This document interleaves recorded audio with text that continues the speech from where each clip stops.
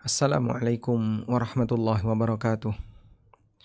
Alhamdulillah wassalatu wassalamu ala Rasulillah wa ala alihi wa sahbihi wa mawalah. Wa ashhadu an la ilaha illallah wahdahu la syarikalah wa ashhadu anna Muhammadan abduhu wa rasuluh sallallahu alaihi wa ala alihi wa sahbihi wa man tabi'al huda ila yaumil qiyamah. Alhamdulillah, puji syukur kita haturkan kehadirat Allah Subhanahu wa taala. Di kesempatan sore ini kembali kita melanjutkan kajian dengan membaca kitab Al-Bahrul Ra'iq fi Zuhdi war Raqa'iq. Dan insyaallah kita akan membaca bab yang diberi judul penulis Aqsamul Qulub, macam-macam hati. Beliau mengatakan, "Lamma kana al-qalbu yusafu bil hayati wa diddiha." Mengingat hati bisa disifati dengan hati yang hidup atau kebalikannya, hati yang mati. Inqasama bihasabi dzalik, maka hati terbagi atas latar belakang ini ila aqsamin thalatha, menjadi 3 macam. Yang pertama adalah qalbun salimun, yang kedua qalbun mayyitun, yang ketiga qalbun maridun. Qalbun salim, qalbun mayyit, dan qalbun marid. Rinciannya sebagai berikut. Tentang al-qalbus salim, hati yang salim. Salim artinya selamat. Selamat dari apa? Selamat dari penyakit. Dia hidup yang selamat dari penyakit. Wa huwal qalbul ladzi la yanju yaumal qiyamati illa man atallaha bihi.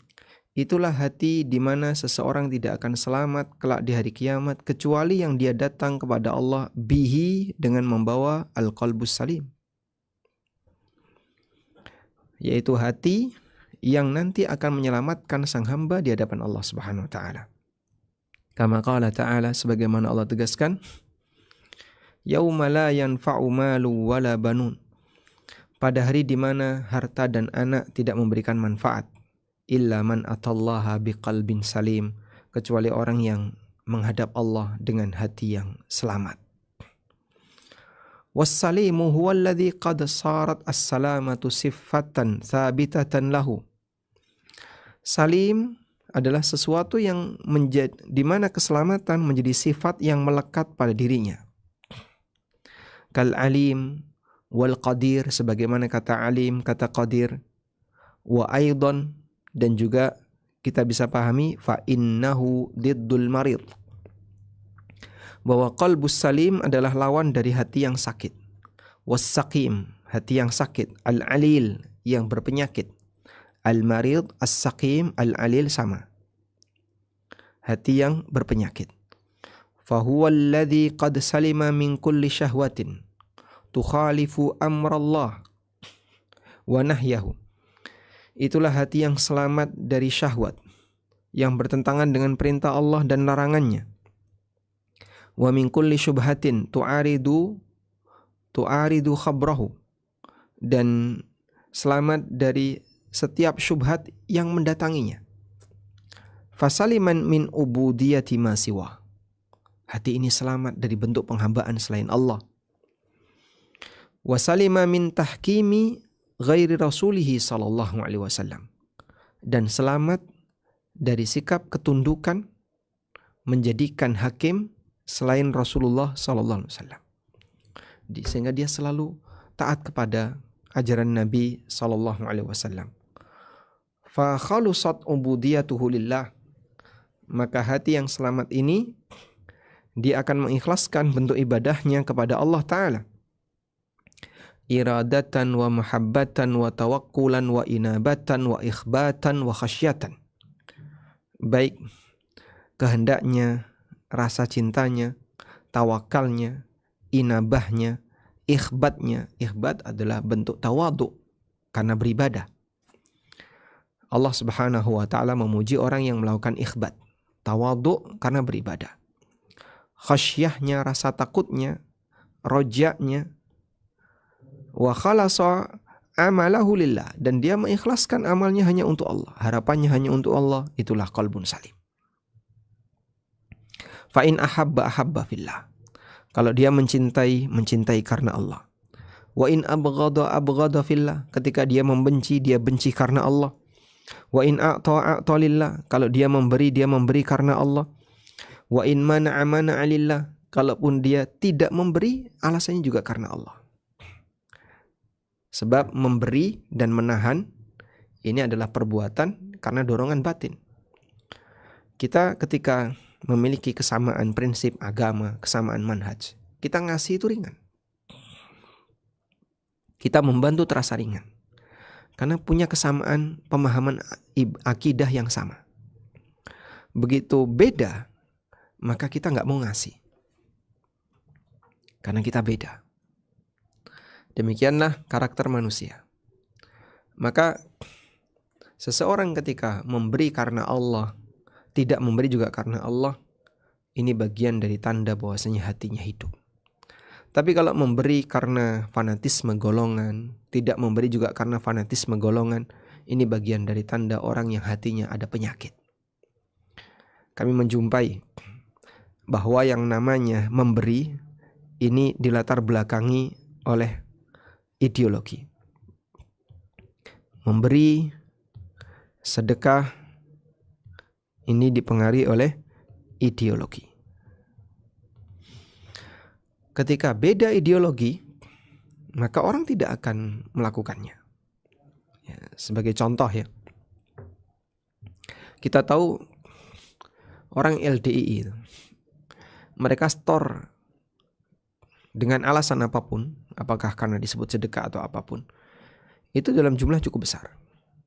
Begitu kader ini taubat dari LDII, dia tinggalkan LDII, sepeser pun duitnya nggak keluar untuk LDII.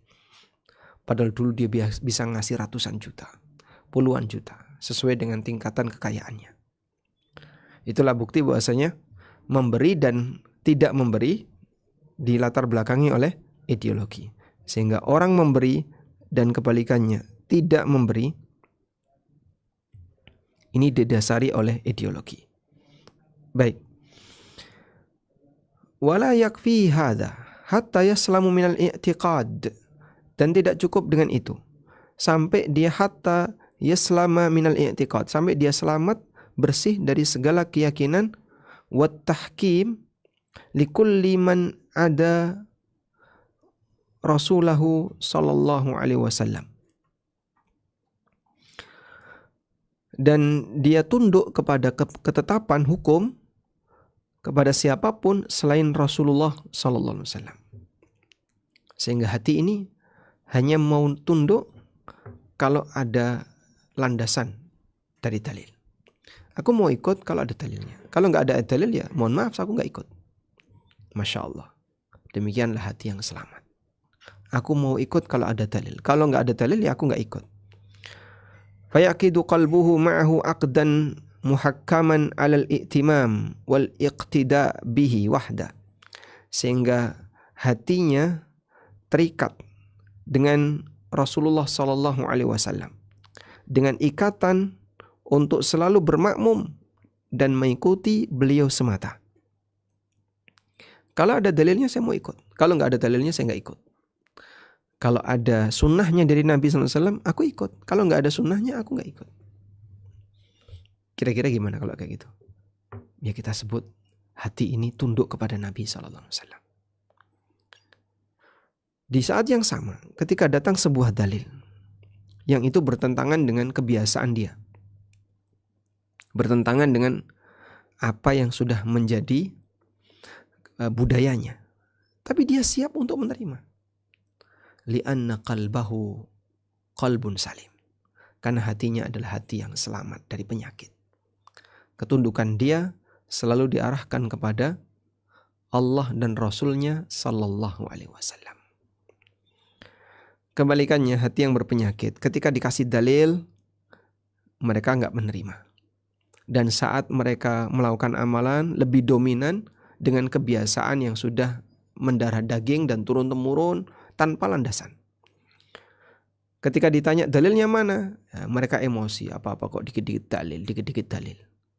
Ya kalau dalam urusan dunia kita emang tidak tanya dalil. Tapi kalau dalam urusan beragama, dan ini yang menjadi titik pembeda antara kami dan kalian. Ya, apa salahnya kita tanya dalil? Orang beragama punya hak untuk bertanya dalil. Sebab kita beragama dilatar belakangi oleh dalil. Duna kulli ahadin fil aqwali wal af'al. Dan kita tidak mengikuti siapapun baik dalam ucapan maupun amal perbuatan. Maka kalau seorang muslim dia punya semangat seperti ini, siapapun dia, punya semangat untuk mengikuti dalil, punya semangat untuk mengikuti ajaran Nabi SAW, berbahagialah. Semoga ini pertanda kalau dia punya hati yang selamat. Selanjutnya ada al-qalbul mayyit, hati yang mati. Wa huwal qalbul ladzi la hayata fihi. Itulah hati yang tidak ada kehidupan di sana. Fa huwa la ya'rifu rabbah, tidak kenal Rabbnya. Wa la ya'buduhu, tidak beribadah kepada Allah. Bi amrihi, tidak menjalankan perintah Allah. Wa ma yuhibbuhu wa yarda, dan tidak menjalankan apa yang Allah cintai dan apa yang Allah ridhoi. Bal huwa waqifun ma'a syahwatihi wa ladzatihi. Namun hati ini ngikuti apapun yang sejalan dengan syahwatnya dan apa yang dirasakan lezat oleh hawa nafsunya. Walau kana fiha sakhatu rabbih, walaupun bisa jadi di sana ada murka Allah, ada murka dan laknat Allah. Ini perbuatan dimurkai Allah. Bodo amat, saya butuh kok. Ini perbuatan dilarang oleh Allah. Gak usah jadi orang yang terlalu kaku kayak gitu. Ini kita butuh nih. Fahuwa la yubali idza faza bi syahwatihi radiya rabbahu am sakhita. Radiya rabbuhu am sakhit. Maka dia tidak peduli ketika dia sudah mendapatkan apa yang dia inginkan. Apakah Allah ridha ataukah Allah murka kepadanya. Sehingga standar dia adalah yang penting saya senang, yang penting saya untung, yang penting saya bahagia. Bahagia menurut dia. Fahuwa muta'abbidun li ghairillahi hubban wa khaufan wa raja'an. Sehingga dia hakikatnya beribadah kepada selain Allah, baik didasari oleh rasa cinta, rasa takut atau rasa harap. Ridwan wa sakhtan, ridha dan murkanya, senang dan tidak senangnya. Ta'dziman wa dhullan, penghormatan dia maupun kehinaan dia kembalikan kepada selain Allah. Ya. Apa yang gue senang, gue ikuti. Apa yang gue gak senang, gue tinggalin. Itulah standar aku. In ahabba li hawahu. Dia mencintai karena hawa nafsunya. Wa in abghada li hawahu. Ketika dia benci karena hawa nafsunya. Wa in mana'a li hawahu. Ketika dia tidak memberi karena hawa nafsunya. Wa in a'ta li hawahu. Saat dia memberi juga memberi karena hawa nafsunya. Fahawahu athirun indahu min ridha maulahu. Maka dia lebih mengutamakan hawa nafsunya dibandingkan ridha Tuhannya. Min ridha maulah, dibandingkan ridha Allah Subhanahu wa taala. Dia lebih mementingkan hawa nafsunya. Sehingga yang jadi imamnya adalah hawa nafsunya. Syahwatnya menjadi qaidnya, jadi pemimpinnya. Wal jahlu saikuhu, dan kebodohan yang akan menjadi penuntunnya. Wal ghaflah markabuhu, dan kelalaian yang menjadi tunggangannya. Fahuwa bil fikri fi tahsili aghradihi dunyawiyah maghmurun. Maka pikirannya selalu fokus untuk mendapatkan tujuan-tujuan duniawi. Wa bisakratil hawa wa hubbil ajilah maghmurun. Dan dia sudah tertutupi, maghmur, ya, terlena dengan sakratil hawa, mabuk hawa nafsu. Lebih suka dengan kenikmatan ajilah duniawi. Yunadi ilallahi wad daril akhirah min makanin ba'id. Fala yastajibu linnasi wa yattabi'u kulla syaitanin marid. Dia menjauh dari Allah dan negeri akhirat. Atau dia memanggil Allah dan negeri akhirat dari tempat yang jauh. Dalam urusan akhirat dia jauh. Fala yastajibu linnasi, sehingga dia tidak mau mendengar orang yang menasihati, dan dia mengikuti setiap setan yang nakal. Ad-dunya tushituhu wa turdihi, yang membuat dia senang dan dia emosi, latar belakangnya karena dunia. Wal hawa yasummuhu amma siwal batil wa yu'mihi, hawa nafsunya yang membuat dia tuli untuk mendengarkan selain kebatilan. Sehingga ketika ada ceramah, ada tausiah, ada pengajian yang isinya kebaikan, dia nggak mau dengerin. Wa yu'mihi, dan yang membuat dia buta. Sehingga dia tidak mau melihat kecuali yang kebatilan. Wa bimukhalatati sahibi hadzal qalbi saqmun. Dan kalau kita kumpul dengan orang yang punya hati seperti ini, akan meninggalkan penyakit. Wa mu'asyaratihi summun. Dan kalau kita bergaul dengan orang seperti ini, di situ ada bisa, sum, ada racun. Wa mujalasatihi halakun. Dan kalau kita duduk bersama orang seperti ini, akan mengantarkan kepada kebinasaan. Jangan dekat orang seperti ini. Bagi teman-teman yang mereka sudah terbiasa belajar agama dengan baik, kumpul komunitas seperti ini nggak betah dia. Nggak tahu itu obrolannya dunia melulu. Habis dunia healing, nanti punya pengalaman healing di mana. Habis itu shopping, terus touring, terus apa lagi, diving, terus apa lagi, keliling, camping, sehingga yang diobrolin cuman kenikmatan dunia. Nggak keluar pembahasan obrolan mereka dari isi perut dan di bawah perut. Inilah manusia yang sejatinya dia hidupnya jadi makmumnya hawa nafsu. Selanjutnya ada hati yang ketiga. Taib, untuk hati yang kedua tadi ya, semua hatinya orang kafir itu mati.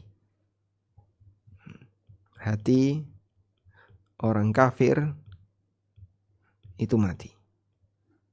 Jika tidak dihidupkan oleh Allah, maka selamanya akan mati.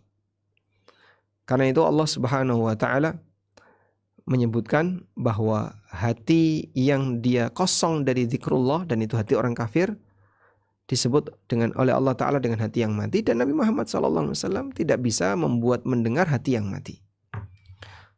Seperti firman Allah Subhanahu wa ta'ala, wa innaka la tusmi'ul mauta.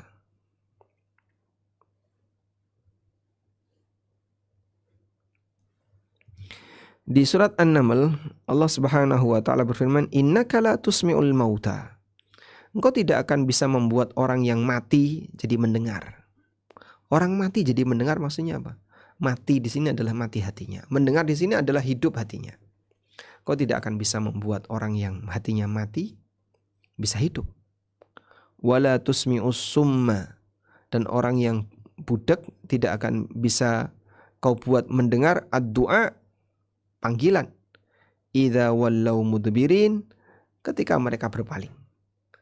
Anda lihat ya, orang bisu kalau dipanggil, ketika dia berhadapan-hadapan dengan orang yang tidak bisu, mungkin orang bisu itu masih bisa merespon. Oh, dia manggil saya. Dari apa? Dari gerakan mulutnya atau gerakan tangannya. Oi, oi misalnya. Oh, dia manggil saya. Tapi kalau orang bisu ini berpaling, sehingga yang manggil ke arah sini ya. Orang bisunya, orang budeknya juga sama. Dipanggil mau orang awe-awe, orang manggil, dia nggak bakalan dengar. Ayat ini berbicara seperti itu. Wala tusmi'us summad du'a idza wallau mudbirin.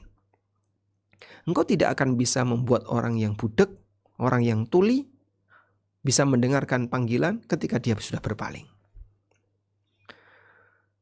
Sehingga orang kafir disebut oleh Allah sebagai orang yang hatinya mati. Ketika kau ceramai tapi dia sendiri berpaling, kau tidak akan bisa membuat dia untuk mendengar. Pada posisi ketika dia berpaling. Selanjutnya, Nah, dalam kondisi hati yang mati seperti ini, maka setan tidak menggoda saat mereka ibadah. Setan tidak menggoda saat mereka ibadah. Nah, ini pernah disampaikan kepada Ibnu Abbas radhiyallahu anhu. Ada ahli kitab yang menyampaikan kepada beliau. Ahli kitab ini bilang, kami lihat kaum muslimin kalau sholat, mereka tidak bisa menangis, tidak bisa tenggelam khusyuk dalam ibadah yang mereka kerjakan. Berbeda dengan para pendeta kami. Para pendeta kami kalau sholat, kalau di gereja mereka ibadah, itu mereka bisa menangis, bisa terenyuh, bahkan sampai tenggelam dalam kekhusyuan. Nah, itu bukti bahwasanya kami dalam kebenaran. Lalu apa kata Ibnu Abbas? Wa madza fa'ala syaitan biqalbin kharab. Lah setan mau ngapain terhadap hati yang sudah hancur? Wa madza fa'ala syaitan biqalbin kharab. Setan mau ngapain ganggu hati yang sudah hancur?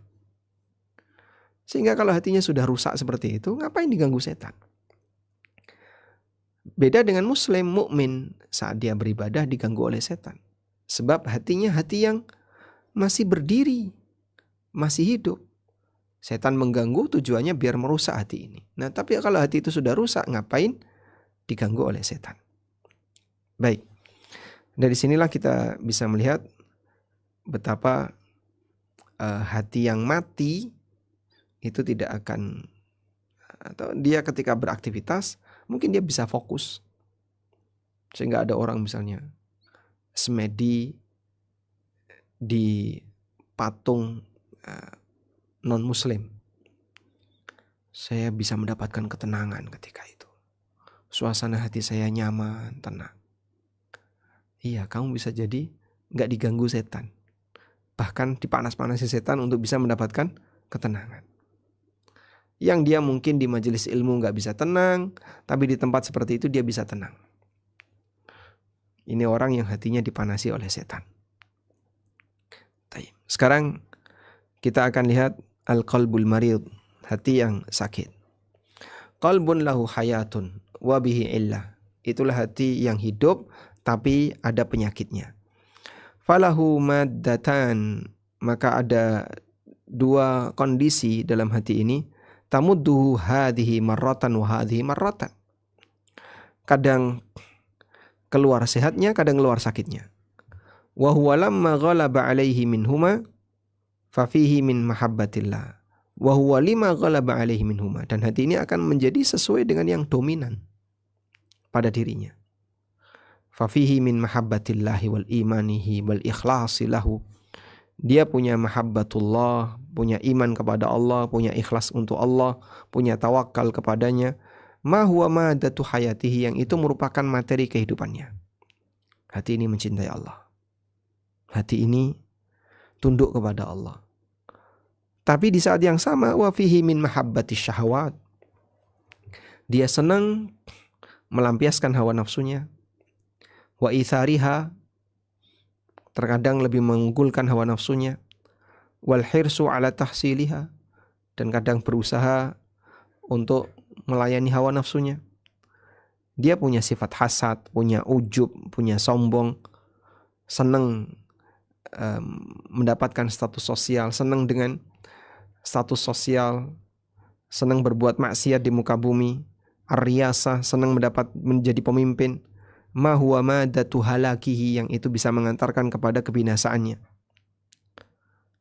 Wa huwa mumtahinun baina da'iyain, maka dia diuji, hati ini diuji dengan dua ajakan.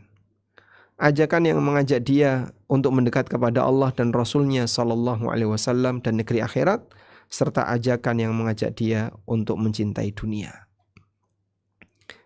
untuk mendapatkan kenikmatan yang sifatnya segera. Wa huwa innama yujibu aqrabahuma minhu ba'ban. Terus siapa yang akan dia ikuti? Yang paling dekat pintunya. Wa adnahuma ilaihi jiwaron, dan yang paling dekat posisinya. Sehingga kalau yang ngajak untuk jelek itu dominan, dia nanti ikut itu. yang ngajak untuk berbuat baik dominan, dia akan ikut yang baik. Ini hati yang punya penyakit. Fal qalbul awwal hayyun mukhbitun wathani yabisun mayyit wathalith maridun fa imma ila salamah adna wa imma ilal atbi adna.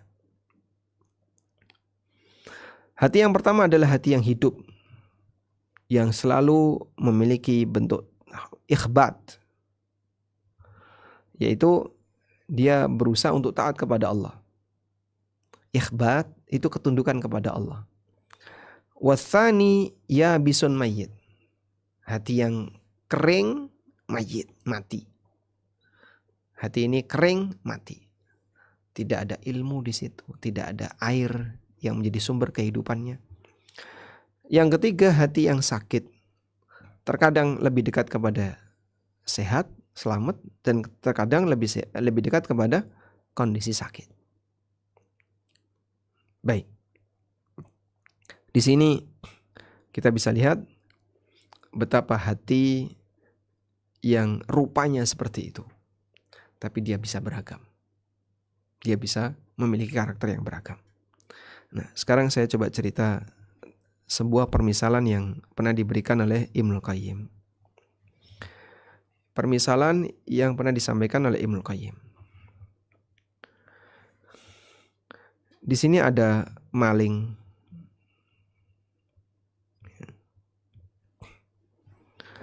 Lalu di sini ada 3 jenis rumah. Ini gubuk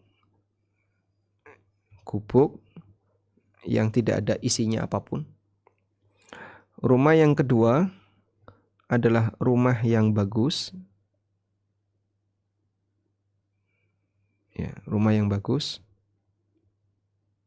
Rumah bagus. Yang ketiga adalah istana yang megah. Anggaplah ini istana gitu aja ya. Istana. Yang istana ini punya pagar.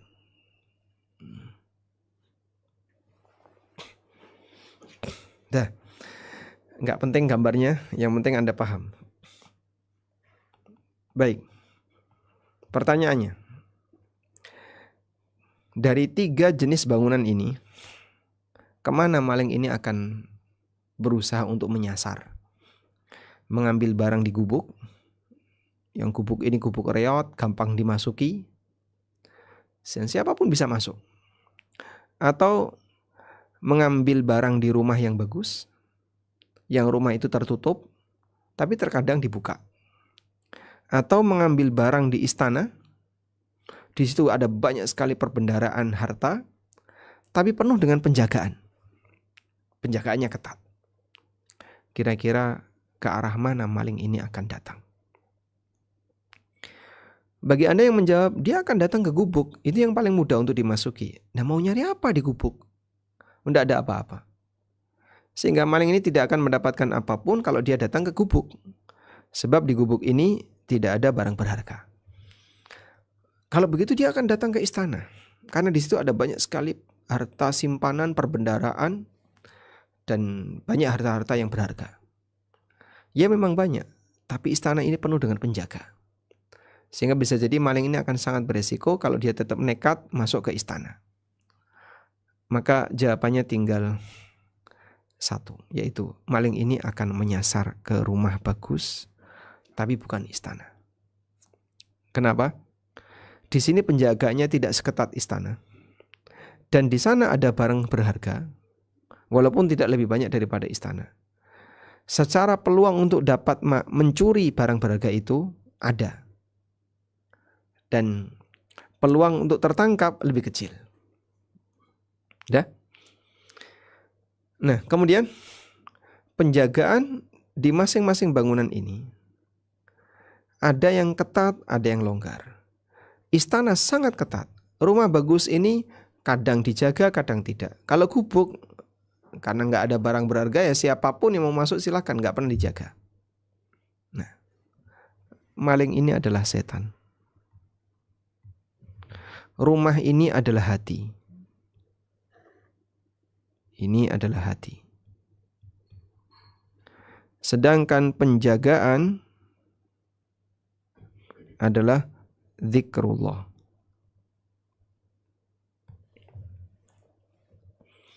Sehingga seseorang yang rajin melakukan zikrullah, dia sama seperti menjaga rumahnya untuk tidak dimasuki oleh setan, sehingga setan kesulitan untuk mengambil barang berharga yang ada di dalamnya.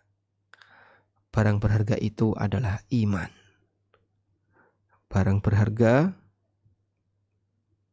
adalah iman yang tersimpan dalam hati. Dicuri oleh setan, dikurangi imannya. Gubuk karena dia tidak punya iman, setan mau nyari apa? Tidak ada barang berharga di situ. Inilah hati orang kafir. Ini hati kafir. Sedangkan istana penjaganya demikian ketat. Ini hati para nabi. Rumah bagus, inilah hati mukmin. Maka sasaran setan dalam menggoda manusia adalah hati orang beriman yang kadang dia ingat Allah, kadang lupa Allah, kadang dia zikir, kadang dia tidak. Sehingga kalau Anda rajin berzikir, rajin ingat Allah Subhanahu wa taala, itu sama seperti menjaga keamanan rumah kita dari gangguan setan, pencuri yang dia mau mengurangi iman. Baik, selanjutnya. Taqsimun akhar, pembagian hati yang lain. Qassama as-sahabah al-quluba radhiyallahu anhum. Para sahabat radhiyallahu anhum membagi hati ila arba'ati aqsam, menjadi 4 bagian. Dari Hudzaifah ibnul Yaman radhiyallahu anhu qala, beliau mengatakan, al-qulubu arba'atun, qalbun ajradu fihi sirajun yazharu fadzalika qalbul mu'min, wa qalbun aghluf fadzalika qalbul kafir, wa qalbun mangkus fadzalika qalbul munafik, arifa thumma ankara wa absara thumma amiya, wa qalbun tamudduhu maddatan, maddatu imanin wa maddatu nifakin wa huwa lil ghalib alaihi minhuma. Dan hati yang dia memiliki 2 unsur, unsur iman dan unsur kemunafikan. Baik, kita lihat dulu. Hudzaifah ibnul Yaman membagi hati menjadi 4. Pertama adalah hati yang ajrad, fihi siraj. Ajrad di sini maknanya adalah mutajarrid mimma siwallah. Hati yang bersih dari apapun selain Allah.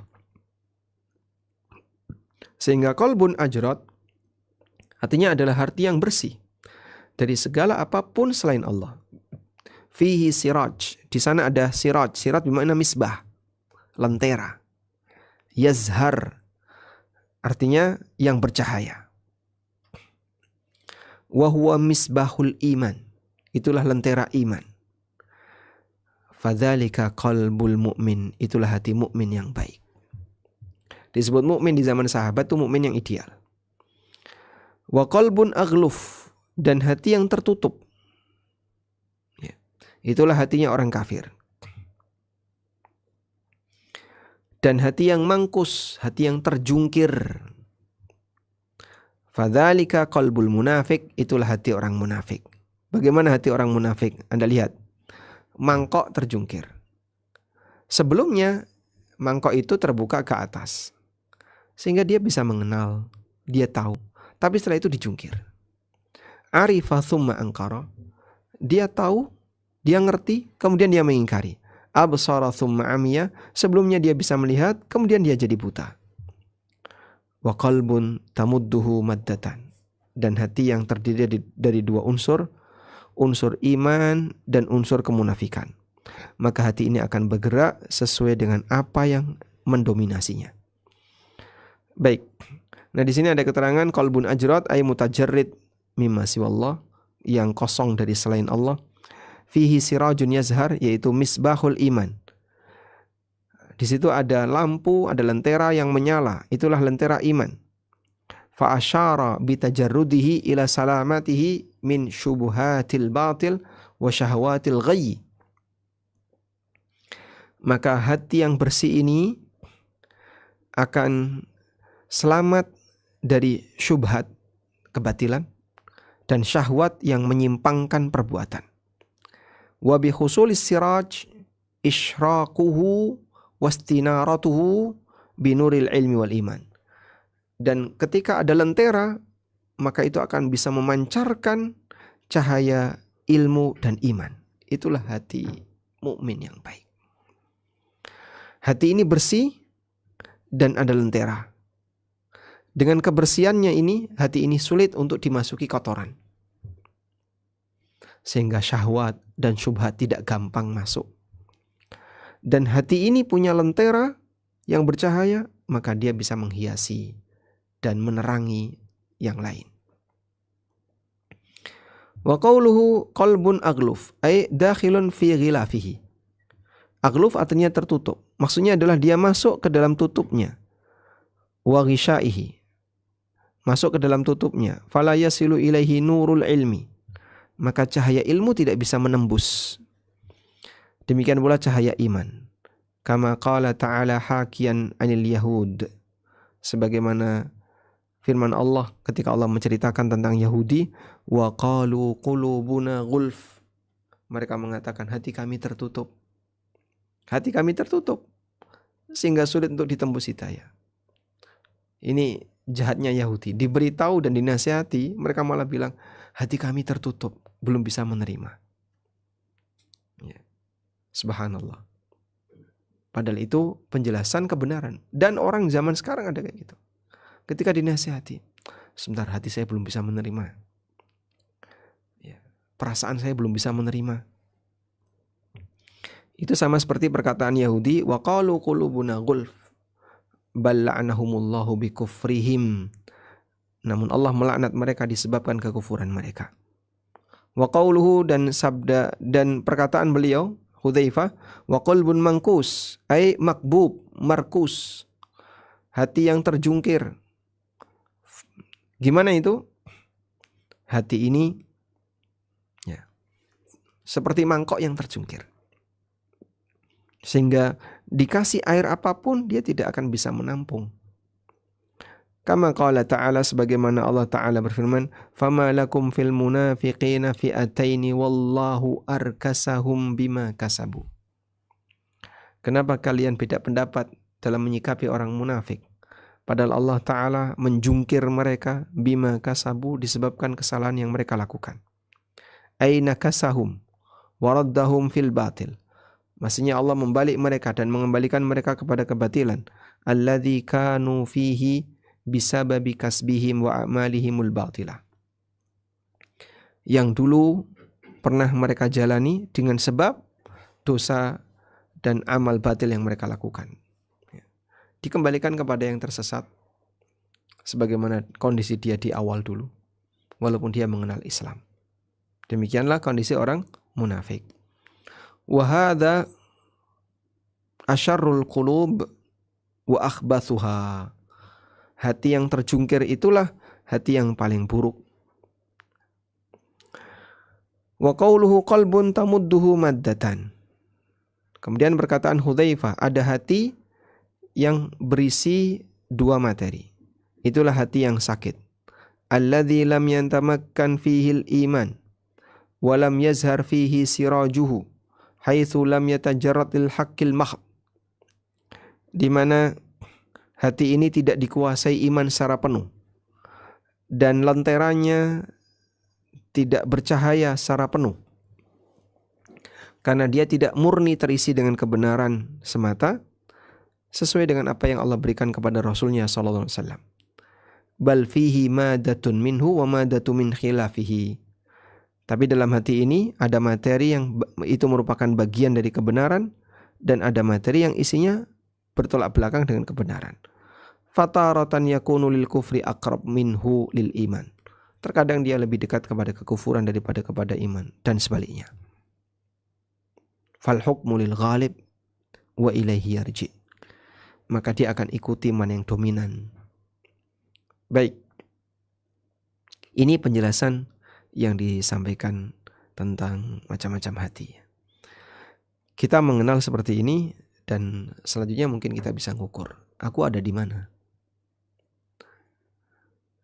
Karena seseorang melakukan introspeksi diri, seseorang melakukan muhasabah, salah satunya adalah mencari posisi hati. Hatiku ada di mana? Nah, ketika posisi hati kita kondisinya seperti tadi, di sini saya bisa bahagia, di sini saya kok berat untuk bahagia. Dalam komunitas seperti ini saya senang, dalam komunitas ini saya nggak senang. Nah, sehingga dia bisa ngukur, kamu ada di mana? Ada orang kalau diajak bermain itu senang, healing, touring, renang, jalan-jalan senang. Tapi giliran diajak belajar nggak senang. Diajak makan senang, giliran diajak serius untuk kajian dia berat. Sehingga sampai ada ungkapan, dikasih makan biar menjadi daya tarik orang mau kajian. Nah, pertanyaannya, dia datang untuk makan atau datang untuk makanan atau untuk kajian? Ya, dua-duanya Pak Ustadz. Mana yang dominan? Kalau nggak ada makanan, nggak datang itu Pak. Berarti niat utamanya memang makanan, bukan kajian. Semoga kita tidak termasuk yang seperti itu. Sehingga kalau ada kajian tapi terlalu banyak hiburan, ono sing nganggo wayang, ada yang pakai wayang, ada yang pakai ketimplungan, ada yang pakai alat-alat musik, tabu-tabuan. Pertanyaannya, dia datang untuk tujuan yang mana? Nonton wayang, untuk hiburan. Kalau seperti itu yang terjadi, berarti sebenarnya dia tidak cari ilmu. Ada yang dia datang hanya untuk mencari dagelan, sehingga seseorang ngundang tujuannya karena ingin mendengarkan lelucon. Ada salah satu teman yang cerita, ibunya pengen ngundang dai yang lucu. Kemudian diberitahu biayanya sekian. Nah, terus dia minta tolong anaknya untuk bantu. Karena orang ini gak kuat, gak sanggup untuk nanggung sendirian. Maka sama anaknya ditanya, kenapa kok ngundang yang lucu itu? Ya lucu, seneng lucu. Akhirnya sama anaknya, ya sudah, kita undangkan pelawak saja gimana. Jadi biar yang datang tuh pelawak, gak usah yang itu. Ya, subhanallah. Jadi siapa yang dicari oleh orang ini? Apa yang dicari? Itulah yang bisa menentukan kira-kira kualitas hati kita ada di mana. Sehingga kita berharap kepada Allah, semoga saat kegiatan-kegiatan belajar yang kita lakukan, betul-betul tujuannya untuk mencari ilmu, mendapatkan kebaikan. Baik. Di sini ada pelajaran tambahan tentang madakhilus syaitan. Coba kita baca di bagian awal. Madakhilus syaitan ilal qalbi. Celah setan untuk bisa masuk ke hati. I'lam anna mithalal qalbi mithalul hisni. Ketahuilah, hati itu seperti benteng. Wasyaitanu aduun yuridu ayyadkhulal hisna. Setan itu musuh yang ingin masuk ke dalam benteng. Fayamlikuhu wa yastawli alaihi, sehingga dia bisa memiliki area benteng yang ada di dalam benteng dan menguasainya. Wala yaqdiru 'alal hisni minal aduwi illa bihirasati abwabil hisni wa madakhilihi wa mawadhi'i thulmihi. Namun dia tidak bisa untuk menguasai benteng tersebut. Dia tidak bisa menyerang, ya, karena ada yang menjaga di pintu-pintu gerbang benteng. Sehingga kalau dia pengen masuk harus berhadapan dengan para penjaga pintu gerbangnya. Dia bisa masuk ke pintu masuk. Atau yang kedua adalah mawadhi'u sulmah, bagian yang rusak dari benteng. Tempat yang rusak dari benteng. Ya, jadi benteng ini ada satu sudut ternyata rapuh, rusak. Sehingga itu mudah untuk dibobol dan mudah untuk dimasuki. Wala yaqdiru ala hirasati abwabihi man la yadri abwabuhu. Fahimayatul qalbi min wasawisi syaitani wajib. Dan seseorang tidak akan bisa untuk menjaga pintu hati selama dia tidak tahu pintunya kayak apa. Saya tidak ngerti pintu hati itu yang mana. Wah, bahaya kamu pemilik hati tapi nggak tahu pintumu ada di mana. Nanti dimasuki sama setan, kau nggak sadar. Fahimayatul qalbi, sehingga menjaga hati dari was-was setan hukumnya wajib. Wala yatawassalu ila daf'i syaitani illa bima'rifati madakhilihi. Dan seseorang tidak akan bisa menolak setan, tidak bisa menghalau setan untuk masuk kecuali orang itu tahu di mana celah-celah yang bisa dimasuki setan. Nanti akan ada hama tikus masuk ke rumah. Dia lewat mana? Pokoknya lewat semua lubang. Ada ular yang bisa masuk rumah. Lewat mana dia? Lewat semua lubang. Wah, kalau dia nggak tahu lubang rumahnya kan bingung nanti gimana cara untuk menjaga jangan sampai ular nggak masuk. Fasarat ma'rifatu madakhilihi wajibah. Sehingga mengenali mana saja celah yang bisa dimasuki oleh setan itu hukumnya wajib. Dan celah yang bisa dimasuki setan, pintu yang bisa dimasuki setan adalah sifatul abdi, semua sifat-sifat hamba. Wahiyya katsiratun, dan itu jumlahnya banyak. Ada yang menggoda dari sifat A, berusaha masuk dari sifat B, berusaha masuk dari sifat C. Walakinnana nushiru ilal abwabil azimah al-jariyah majrad durub allati la tadiku an kathrati junudi syaitan. Namun di sini kita akan sebutkan al-abwab al-azimah, beberapa pintu gerbang yang besar, ya. Al-jariyah majrad durub, sebagaimana pintu gerbang dari benteng, allati la tadiku an kathrati junudi syaitan. Ya. Di mana pintu ini tidak akan mampu dimasuki, ya, atau tidak akan bertahan ketika ada banyak sekali pasukan setan. Jadi kalau yang nyerang banyak, bisa jadi pintu ini akan didobrak jika tidak kuat. Nah, dia akan sebutkan itu pintu-pintu yang menjadi celah setan bisa masuk dan menguasai hati kita. Pintunya apa saja? Insya Allah kita akan bahas di pertemuan berikutnya. Semoga Allah Subhanahu wa taala memberikan manfaat baik kita untuk ketika membaca buku ini. Wassallallahu ala nabiyyina Muhammadin wa ala alihi wa sahbihi wasallam. Baik, selanjutnya kami persilahkan bagi yang ingin menyampaikan sesuatu. Tafadhali. Jazakumullah khairan Ustadz atas ilmu yang disampaikan. Insyaallah Ustadz, izin membacakan pertanyaan ya Ustadz. Assalamualaikum warahmatullahi wabarakatuh ya Ustadz. Waalaikumsalam warahmatullahi wabarakatuh. Bagaimana cara kita membedakan antara suara hati kita dengan itu bisikan syaitan Ustadz? Jazakumullah khairan. Mungkin kita akan kesulitan karena terkadang sifatnya dalam bentuk keinginan. Intinya begini, satu ya, semua yang sifatnya was-was gak jelas. Seperti orang kadang merasa, kayaknya saya belum takbiratul ihram, kayaknya tadi jumlah rakaat saya kurang, kayaknya tadi wudhu saya batal, gini, dan seterusnya. Pastikan itu semuanya adalah was-was setan. Saya ketemu orang seperti ini, Masya Allah, kasihan. Dia sangat tersiksa. Dan berusaha untuk mengobatinya susah. karena muncul lagi. Kadang dia sembuh ketika didampingi, nanti ketika dia beramal sendiri, dia keluar lagi was-was seperti itu.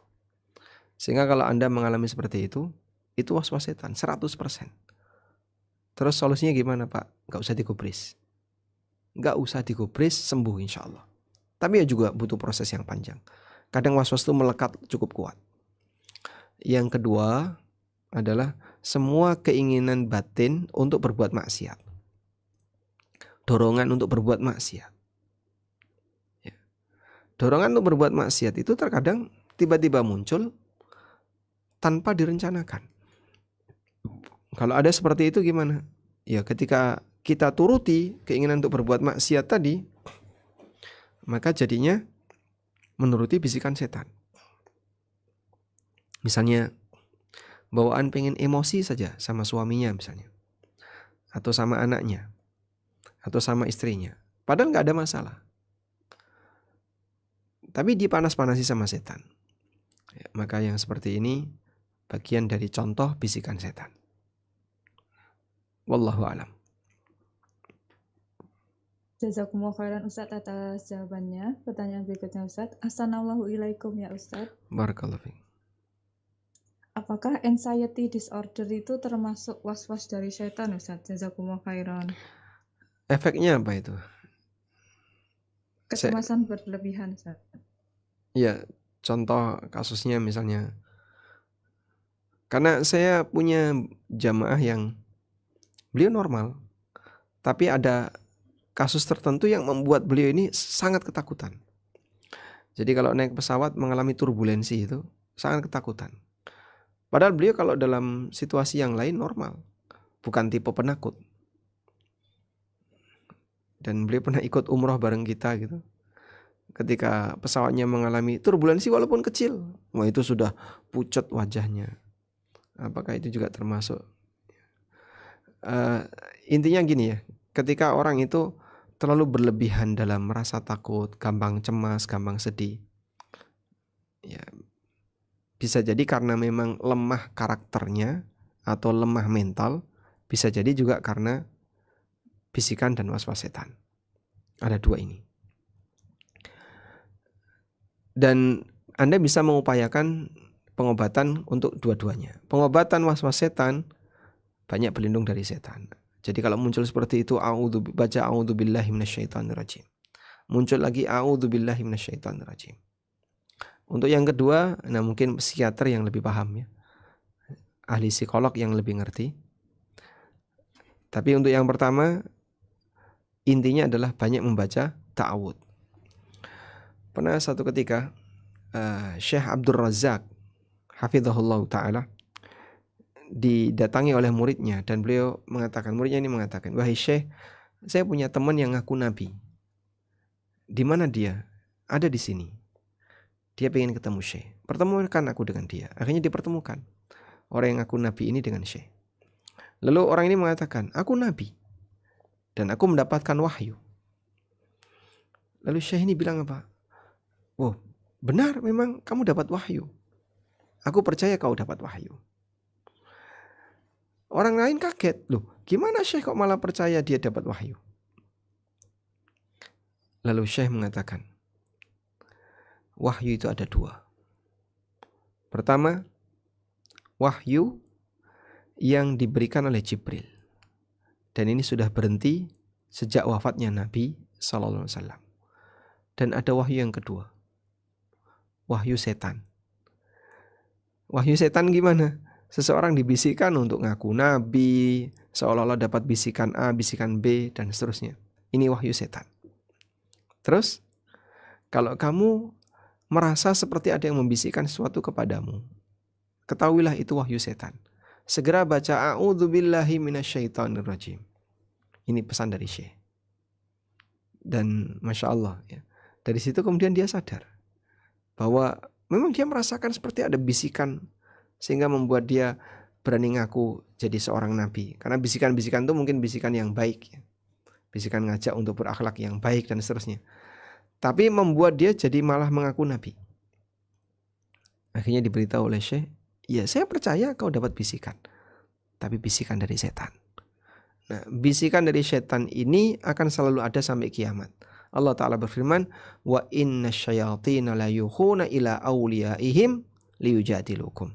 Sesungguhnya setan mereka yuhun, mewahyukan, maksudnya membisikkan kepada wali-wali mereka, liyujadilukum, untuk mendebat kalian.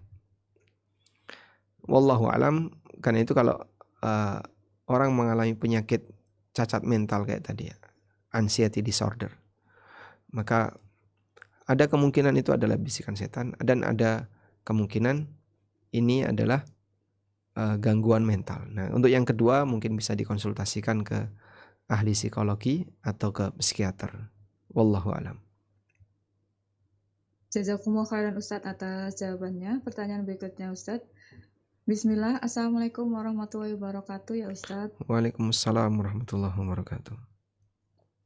Dari berbagai macam kondisi batin yang Ustadz jelaskan tadi, hati seperti apa yang paling berbahaya tetapi sering kita tidak sadari nggak Ustadz? Jazakumullah khairan.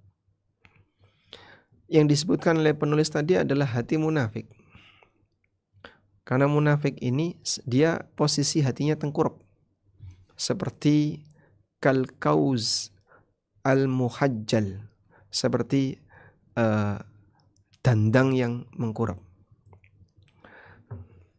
Nabi SAW pernah menceritakan itu ya dalam sebuah hadis yang sahih. Coba kita bacakan hadisnya.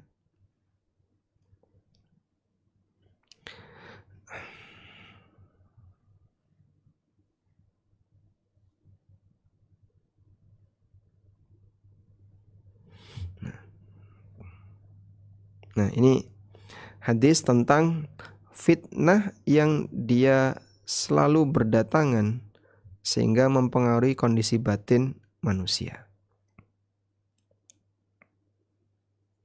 Rasulullah SAW bersabda, "Tu'radul fitanu 'alal qulubi ardal hasiri udan." Fitnah itu selalu berdatangan, menyerang hati ardal hasiri, sebagaimana layaknya tikar yang digelar, yang di situ ada banyak serat-serat seutas demi seutas, udan. Maksudnya adalah fitnah itu nempel di hati seperti badan kita nempel di tikar ketika kita tidur di atas tikar. Fa'ayyu qalbin ushribaha, hati manapun yang menyerap, yang menerima fitnah tadi, nukitat fihi nuktatun sauda, maka akan dititikkan pada hati ini noda hitam. Wa ayyu qalbin angkaroha, tapi hati manapun yang mengingkarinya, sehingga dia terkena tikar tadi, tapi berusaha untuk membersihkan, jangan sampai ada yang lengket, ada yang nempel.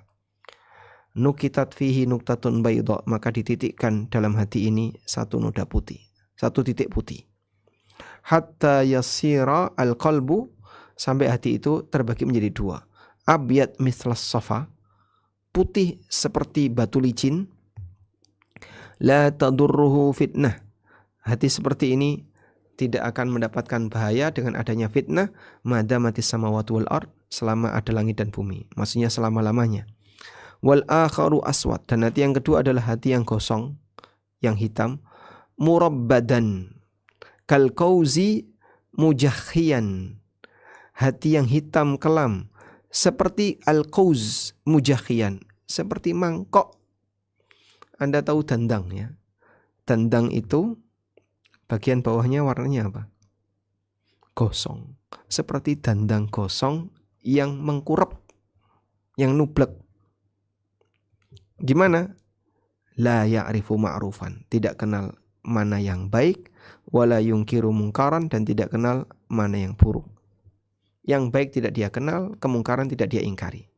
Illa ushriba min hawahu, kecuali sesuai dengan apa yang diserap oleh hawa nafsunya. Hadis ini sahih, riwayat Bukhari Muslim.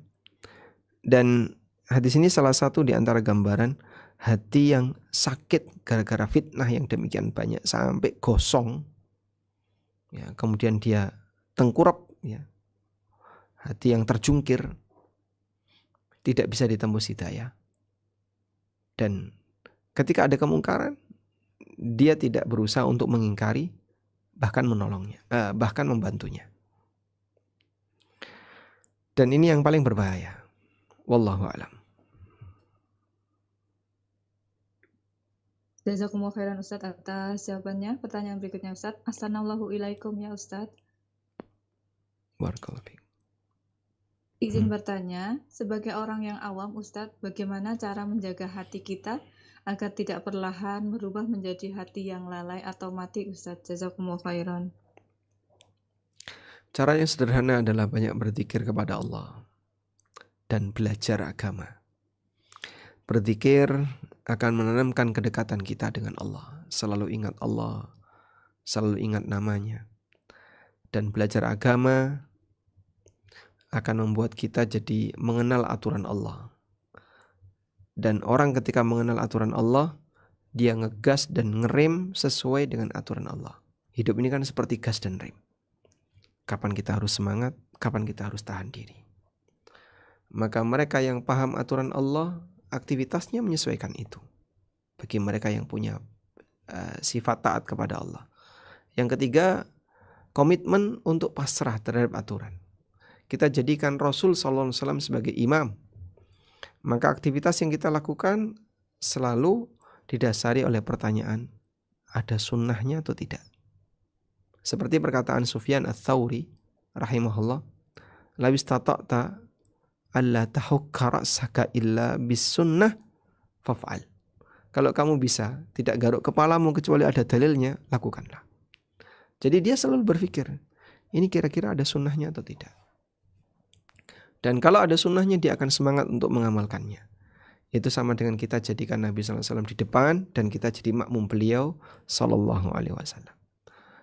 Ini 3 prinsip yang cukup sederhana, secara teori mudah dipahami, tapi dalam kenyataannya sangat berat untuk dipraktekkan. Wallahu a'lam. Jazakumullah khairan Ustadz atas jawabannya. Pertanyaan berikutnya Ustadz. Bismillah.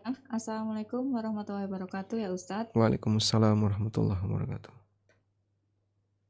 Afwan Ustadz, mohon penjelasannya. Apakah setan itu merupakan sifat atau makhluk gaib seperti jin ya Ustadz? Jazakumullah khairan. Setan itu sebutan untuk iblis. Allah banyak menyebut iblis dengan kata setan dalam Al-Quran. Dan yang kedua, setan itu sifat yang buruk yang bisa melekat pada semua makhluk, baik manusia maupun binatang. Karena itu ada jin muslim dan jin baik, dan ada jin yang jahat dan itu setan. Sebagaimana ada manusia mukmin yang baik dan ada manusia penjahat dan itu manusia setan. Allah Subhanahu wa taala menyebutkan alladzi yuwaswisu fi sudurin nas minal jinnati wan nas. Setan yang membisikkan dalam hati manusia, baik dari golongan jin maupun manusia. Maka setan adalah sifat. Intinya adalah sifat yang buruk. Kenapa disebut syaitan? Dari kata syatuna bimakna ba'uda. Syatuna yang artinya jauh.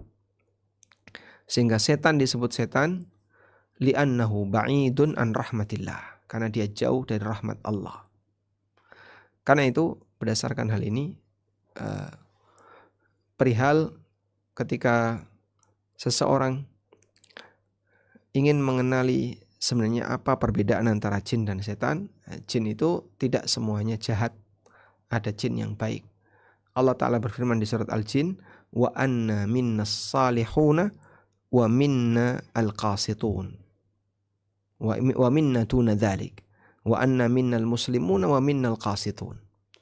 Di antara kami ada yang soleh dan ada yang selain soleh. Di antara kami juga ada yang muslim yang baik dan ada yang penjahat. Jadi jin saja ada banyak kondisi, apalagi juga yang dialami oleh manusia. Wallahu a'lam. Jazakumullah khairan Ustadz atas jawabannya. Pertanyaan berikutnya Ustadz. Ahsanallahu ilaikum ya Ustadz. Barakallahu fiik. Izin bertanya Ustadz, Kadang kami merasa semangat dalam ketaatan, tetapi kadang-kadang merasa malas, Ustadz. Apakah itu termasuk tanda hati yang sakit atau dalam proses yang wajar nggak, Ustadz? Jazakumullah khairan. Ya, kita mengalami situasi fluktuatif, kadang naik, kadang turun. Dan itu wajarnya manusia. Karena itu Nabi SAW pernah ingatkan, likulli amalin syirratun wa likulli syirratin fatrah. Nah, coba kita buka hadis ini. Dalam hadis yang sahih, Rasulullah SAW pernah bersabda, inna likulli amalin syirratun wa likulli syirratin fatrah. Setiap amal itu punya sesi syirrah. Syirrah itu rajin, yang tekun, sehingga dilakukan tiap hari ngegas terus. Itu namanya syirrah. Wa likulli syirratin fatrah. Dan setiap sesi rajin ada masanya lentur, ngelokro, fatrah. Maksudnya beliau menggambarkan amal itu grafiknya naik turun. Kadang naik, kadang turun. Faman kana fatratuhu ila sunnati. Siapa yang masa fatrahnya, sesi fatrahnya ke arah sunnahku, faqad tada, maka dia mendapatkan petunjuk. Jadi kalau pas lagi malas belajar, malas ibadah, tapi tidak sampai meninggalkan yang wajib, berarti dia dapat petunjuk. Wa man kanat ila ghairi dzalik, tapi siapa yang mengarah ke selain itu, sehingga grafik naik turun, ketika turun tuh kebablasan, faqad halaka, maka dia binasa. Sehingga saat malas misalnya, malas ibadah sampai nggak sholat wajib, pas lagi rajin itu Masya Allah, Ramadan ini orangnya iktikaf 10 hari terakhir, nggak keluar masjid. Sekian bulan pasca Ramadan, kemana dia sekarang? Ya Pak, udah nggak mau sholat. Loh, kemarin rajin kayak gitu, sekarang nggak sholat. Iya, karena pengaruh teman-temannya. Nah, maka grafiknya naik, turunnya itu kebablasan. Nah, karena itulah minimal saat kita mengalami situasi lagi malas ibadah, lagi malas untuk melakukan ketaatan, minimal jangan sampai meninggalkan yang wajib. Wallahu a'lam. Jazakumullah khairan Ustadz atas jawabannya. Pertanyaan berikutnya Ustadz. Bismillah, Assalamualaikum warahmatullahi wabarakatuh ya Ustadz. Waalaikumsalam warahmatullahi wabarakatuh. Jika kita merasa iman kita lagi turun Ustadz, apakah hal yang pertama kali harus kami lakukan agar bisa bangkit lagi Ustadz? Jazakumullah khairan. Jika kita merasa iman kita sedang turun, apa yang pertama kali harus kita lakukan agar grafiknya bisa naik? Saat orang bisa merasakan turunnya iman, itu sebuah anugerah yang luar biasa. Karena tidak semua orang terkadang menyadari imannya lagi turun, sehingga dia anggap biasa saja, aman-aman saja, padahal imannya lagi turun. Nah, seorang mukmin saat imannya turun, yang dijelaskan oleh para ulama, wa yanqusu bi ta'ati syaitan, iman itu berkurang dengan mentaati setan. Maka tips yang paling mujarab adalah jauhkan dirimu dari gangguan setan. Gimana caranya, Pak? Banyak berzikir kepada Allah. Seperti tadi ya. Ini rumah sedang dicuri setan nih, barang berharganya. Imannya dicuri oleh setan karena tidak dzikir. Maka segera dzikir untuk mengamankan rumah tadi, biar setan segera pergi. Ini yang pertama. Jadi modal iman jangan sampai hilang. Kemudian nanti diiringi dengan ketaatan tambahan sebisanya. Semoga bisa memupuk iman seseorang di hadapan Allah Subhanahu wa taala. Wallahu a'lam. Jazakumullah khairan Ustadz atas jawabannya. Pertanyaan berikutnya Ustadz. Assalamualaikum warahmatullahi wabarakatuh ya Ustadz. Waalaikumsalam warahmatullahi wabarakatuh. Apakah dosa orang tua akan berpengaruh terhadap kesolehan anak-anaknya Ustadz? Jazakumullah khairan. Ini tidak bisa dijadikan kaidah baku. Apakah dosa orang tua akan berpengaruh kepada kesolehan anaknya? Tidak bisa dijadikan kaidah baku. Ayahnya Ibrahim itu orang musyrik dan Ibrahim seorang nabi. Dan Ibrahim sebelum jadi nabi, beliau gak suka dengan penyembahan berhala. Walaupun ayahnya musyrik. Ada banyak sekali orang tuanya gak benar, tapi melahirkan anak yang bagus. Itulah kuasa Allah Subhanahu wa ta'ala. Qulillahumma malikal mulk tu'til mulka man tasha wa tanzi'ul mulka mimman tasha wa tu'izzu man tasha wa tudhillu man tasha biyadikal khair. Kemudian Allah mengatakan tukhrijul hayya minal mayyit wa tukhrijul mayyita minal hayy. Di antara perbuatan Allah, sifat Allah adalah engkau yang mengeluarkan yang hidup dari yang mati. Wa tukhrijul mayyita minal hayy, dan engkau yang mengeluarkan yang mati dari yang hidup. Itulah realita yang bisa kita lihat. Apa sih makna mengeluarkan yang mati dari yang hidup dan mengeluarkan yang hidup dari yang mati? Maknanya adalah mati di sini kafir, hidup di situ mukmin. Kuasa Allah, dia bisa berikan hidayah seseorang untuk beriman, hidayah jadi mukmin yang baik. Tapi di saat yang sama dia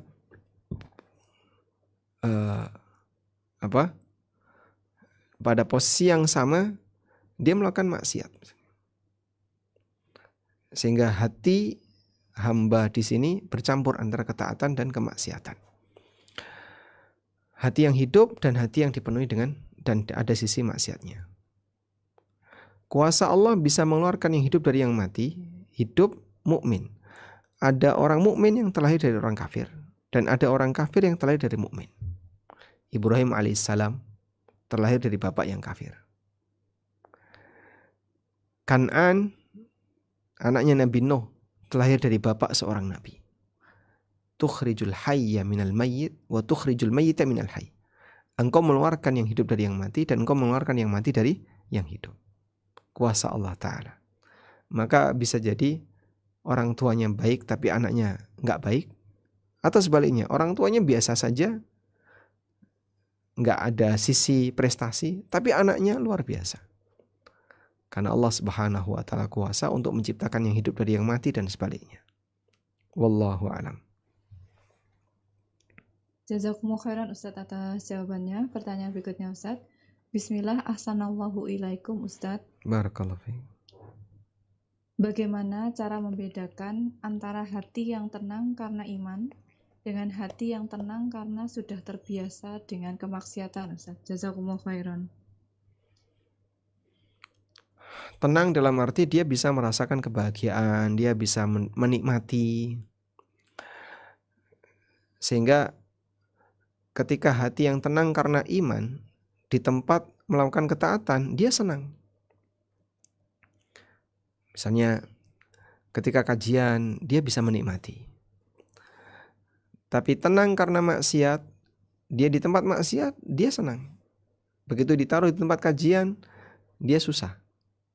Orang yang misalnya kebiasaannya di diskotik, di klub malam, aneka maksiat dia kerjakan. Tiba-tiba diajak temannya ke masjid iktikaf, ya nggak betah dia, pengennya keluar. Dan kebalikannya, seorang muslim yang soleh dan solehah, tiba-tiba datang ke klub malam yang di situ penuh dengan minuman keras, penuh dengan makanan haram, ada babi misalnya, dan penuh dengan aurat tercecer di mana-mana. Orang-orang berbuat maksiat. Terus gimana? Dia ditaruh di situ mungkin dia nggak betah, pengen segera pergi. Demikianlah kondisi batin. Kalau tidak di habitatnya, dia tidak akan mau bertahan lama. Maka kita bersyukur kepada Allah ketika Allah jadikan hati kita sebagai hati yang baik insya Allah, di mana Allah Subhanahu wa ta'ala membuat kita senang untuk berbuat taat. Walakinnallaha habbaba ilaikumul iman. Allah membuat kalian itu mencintai iman. Wa zayyanahu fi qulubihim.